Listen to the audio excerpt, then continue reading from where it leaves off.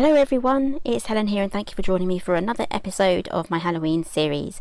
So today we're going to be making this lovely little pouch here, and it's made using one of my favourite things to play with, which is a paper bag. And it's a cool little pouch here because you can fit, it expands out so you can fit quite a few things in here. So I've got some sweeties in here for trick-or-treaters. I'm probably gonna, as I said in my last episode, I'm making things for a small Halloween party that we're having at home just for the people that live here. We're gonna have some games and things like that, mostly for my two children. So I'm making all of these treats and things that I can just give them as a goodie bag, and we won't be doing any trick-or-treating this year. Okay, so this is the project made from this paper bag, and as you all know, I love paper bags.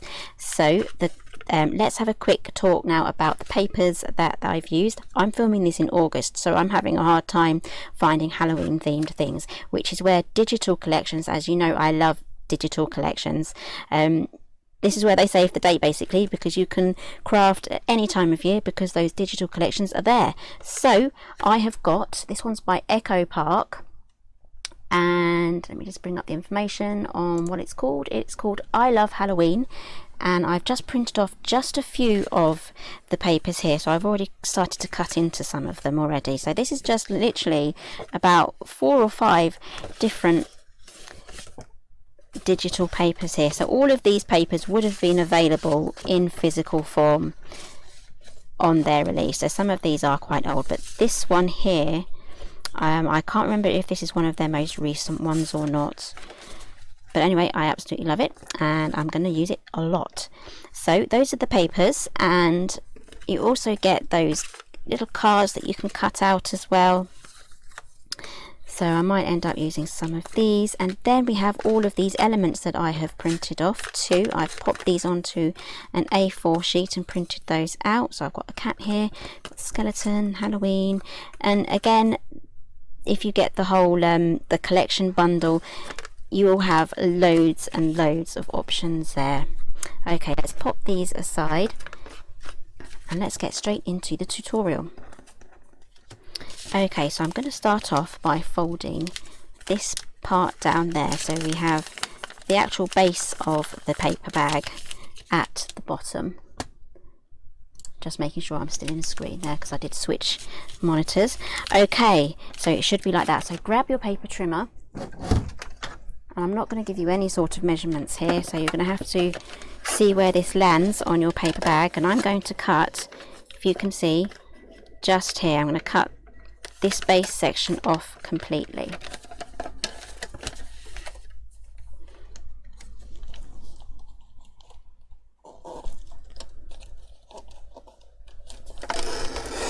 Now, not all paper bags are made completely perfectly or square. So your line may be a little bit wonky compared to this top line here, because these are mass-produced paper bags and they're not put together perfectly well. So don't throw this piece away, because we are going to be using this piece in our next video, and I'll give you a quick sneak peek. This is our next project, and we're going to be, oh, there's my top there. We are going to be making a lovely treat box using the base from that paper bag. So set that aside, don't lose that, and you should be left with something that looks like this. Now we have the top half of the paper bag, so I'm just going to trim off this edge here. If I had pinking scissors, which I'm thinking maybe I should add those to my paper craft collection, if you have pinking scissors, that would be perfect, just to cut up that side and then cut up that side as well. But I don't, so I won't be doing that. Okay, so now we have something that looks like that, and now I need to choose my papers. If you want to, you can go ahead and distress the edges. I'm not going to. I'm going to go for a more clean and simple look, but just to let you know what I have used to do this one, I've used the Memento Tuxedo Black. Black Soot by Tim Holtz would work as well. Just get a brush and distress the edges just like that, just like I did in my last video, but I'm going for a more contemporary, clean and simple look for my second bag, just so that I'm experimenting to see what it looks like. So let's I'm just going to bring up my measurements again. So we're going to need to cut a mat that's 3 1/4 by 3. That's if you're using this sized bag. So what should I go for? I use this pumpkin one for the other one, so I'm thinking I'm going to go for this one here. This is nice and colourful, so the longer side needs to be on this side there, so I'm going to cut this at 3 1/4.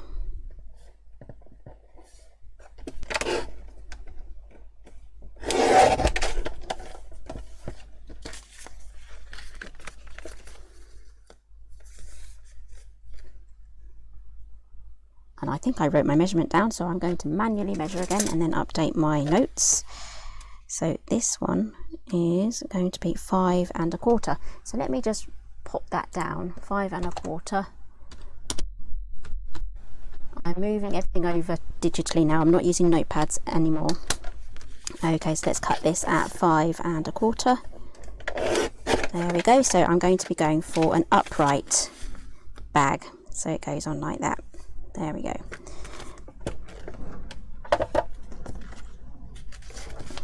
So if you have different size paper bag, just measure how big you want your mat to be and then literally just glue it on.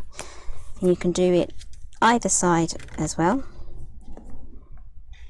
So another thing that I was thinking of doing was adding paper along the inside gusset of the paper bag too, so I might just do that now. I might go for this pumpkin one and then have that visible here.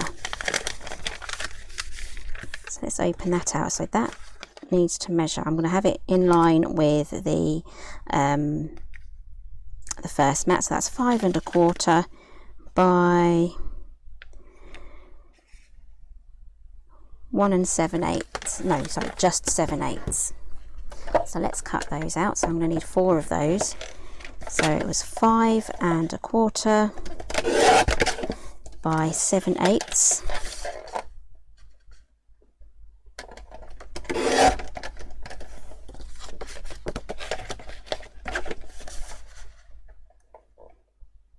So this second project, this second version, I'm making a few adaptations that I haven't actually tested yet. I do that sometimes in my videos, and if I make mistakes I leave them in because I'll show you how I fix them.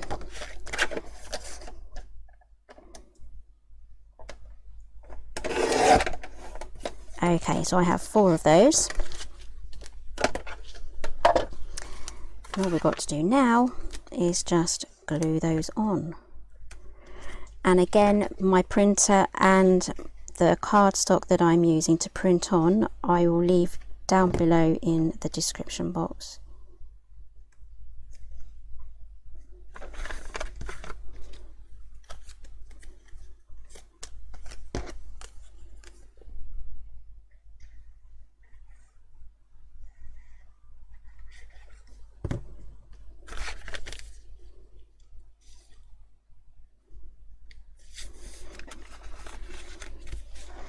That looks pretty cool already. So let's do the other side. You see, I made my prototype first. Here it is. And then I thought, you know what, it would look really good if we had something in there. So that's how this second version has come about. Never stop playing.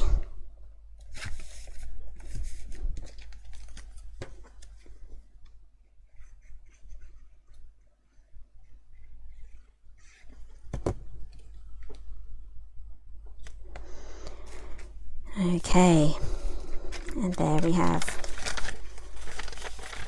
our sides done. So I'm just going to add glue now to the bottom. So we need to be strategic where we're going to add the glue. So you need to add the glue along the whole of the bottom line. Let's put that on. And then we need to have glue just here on the outside edges, just there. And then we need to have glue along the inside of those sections there, and so this section here will touch that glue. So let's press that down and then leave that to dry. So while that's drying, I'm going to decorate now, so let's grab all the elements that are left over. Okay, so we have all of these cutouts here. We can pop those on, but I'm thinking I'm going to save these. I want to make a mini album, so I'm going to save these for a mini album, but this would be perfect if you didn't want to do any fussy cutting. But I do have a cat here that looks pretty nice, and also the trick or treat too, so this would look good too. Cut that out and then trim that out into perhaps a banner shape. That would also look good. So I'm just going to grab my scissors and just trim this out. You can use your paper trimmer as well, but I'm using a long bladed scissors here, so it makes it a little bit easier to cut out straight long lines. Still a little bit tricky going around curved edges, but it will do.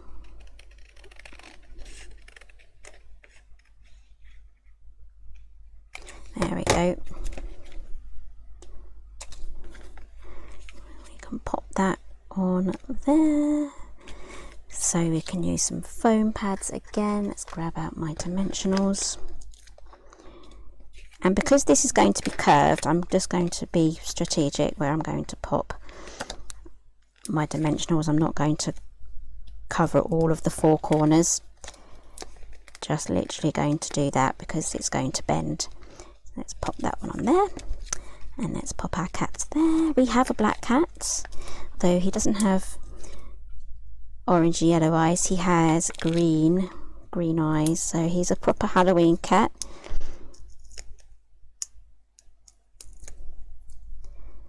Let's pop this one here, and if you think it needs anything else, you can add stuff. I think it's missing something like Halloween or something like that. Halloween, no, happy Halloween, or maybe a pumpkin. I will refer back to, maybe I can fussy cut some of these out as well and add these, but I can also refer back to my original downloads and see what other elements that I can print out. So maybe a pumpkin might do. Let's chop out a pumpkin.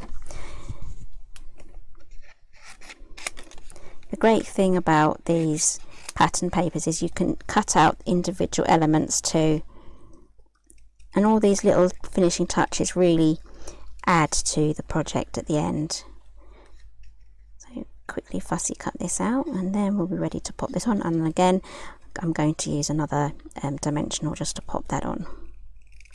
There we go. Let's pop on this. Oh yeah, I think that finishes it off quite nicely.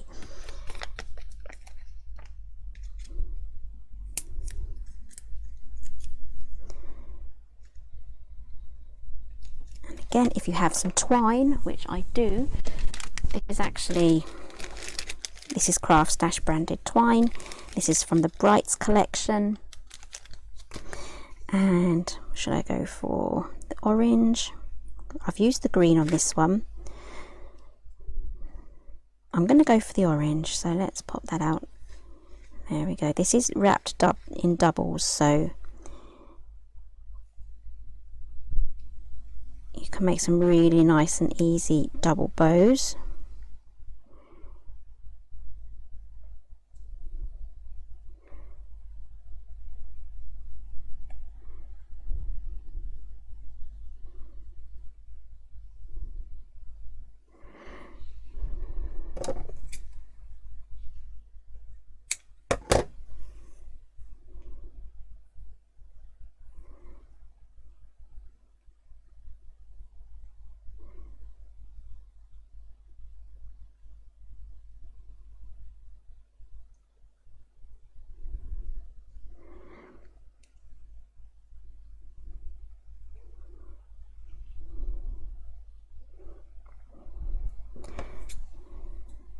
Just going to leave it like that. Whilst I'm gluing this on, I just want to remind everyone I do have a brand new Facebook group. If you're over on Facebook, it's called Paper Crafting with Helen Griffin. Maybe we'll give that, oh yes, we'll put on the cat there. And It's basically a place for sharing all of your makes. So if you make any of my Halloween things or any of my mini albums or any other projects from my channel, you can just pop your photograph on there, and there's plenty of lovely people in there too. And you can even share your Simply Made craft makes in there too. Or if you have any questions, you can pop them in there. I've already helped and answered a couple of Simply Made craft questions today as I'm filming here, so I was able to pop on the tutorial to answer their question as well. So I will leave a link for that group down below. Okay, so here we have our 2 little pouches. So let's pop in some sweets now. So this is now dry, so we can pop in some sweets. I'm going to put in some fudge. I can't remember what I've put in here. It'll be a nice surprise when they open it. And I'm not going to overfill it because it's going to be one of those evenings where they're going to get a lot of treats. So if you do overfill it, you may have a little bit of trouble getting these to line up properly. So you may end up having to trim some of this down after you've glued it together. So I'm thinking that's going to be enough. Maybe I'll have that for myself later because there's like 1 left in there. That's for me. And again, put your glue in the same place. I'm going to go along this edge, just along here, and along this edge here, that edge there, and then along the top, and then just squeeze that together. Hold it in place. I might get some glue oozing out, but just hold it in place like that.